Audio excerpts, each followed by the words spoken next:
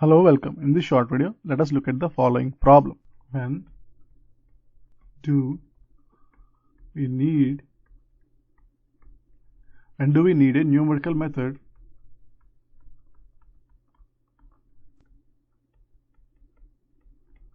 for evaluation of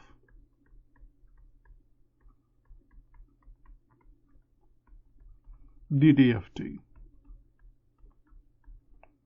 That is, we want to look at for what kind of signals we need a numerical approach for finding the DTFT, and for what kind of signals we cannot use a numerical method. So for case 1,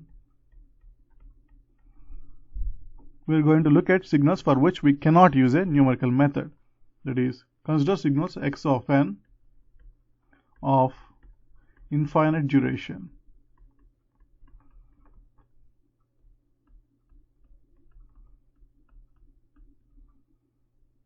That is, x of n can have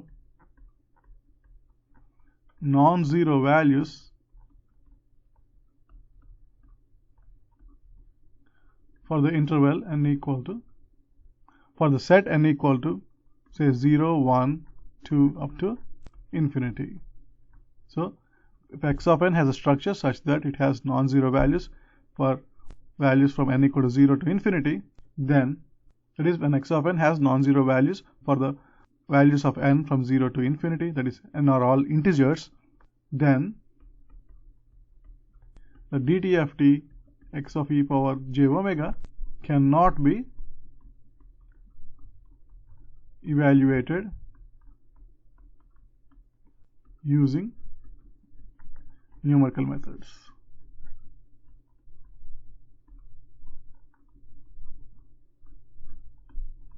And this is due to the simple fact that the signal is of infinite duration and we cannot represent infinite signals in a digital computer. So consider an example. X of n equal to a power n into u of n. This is clearly a signal of infinite duration, that is a sequence of infinite duration, but it is absolutely summable, because if you assume that a is less than 1, that is absolute value of a is less than 1, then this signal or this sequence is absolutely summable, and it also has a DTFT, and its DTFT is given by the following result: 1 by 1 minus a into e power minus j omega. We can easily represent this result by just plotting this function. This is the signal x of n. We only represent the signal from 0 to 10, but the signal has non-zero values up to infinity. The value may be significantly small, but the DTFT cannot be evaluated using a numerical method, but we can still plot the theoretical result using a computer program as shown here. Now let us look at case 2, that is signals of finite duration.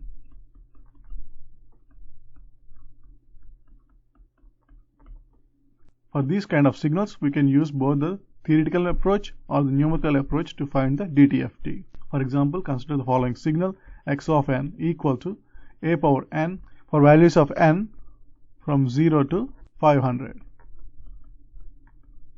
N of course is an integer, and it is 0 for n not equal to, or for n not in this set.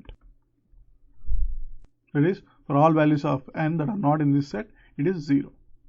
So for this signal, we can evaluate the DTFT by using both the theoretical approach and also the numerical method. First, let us look at the theoretical method. This is equal to the sum n equal to 0 to 500 a power n into e power minus j omega n.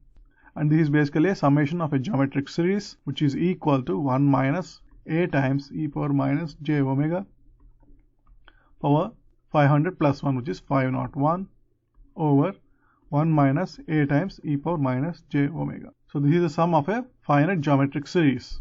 Now we can also use the numerical method to plot this DTFT. Let us look at the Python code. First, we just initialize the number of values, that is 500, and then we generate the time series or the sequence, the finite sequence, and then apply the DTFT, which is basically a sum, and we calculate the DTFT for each value of the W from 0 to 2 pi. We basically represent the digital frequency W by 60 samples. and we can find the value of DTFT by simply executing this sum or evaluating this sum for each value of W or omega, and that value or that sum should be exactly equal to this theoretical result. Let us look at the plot to illustrate this.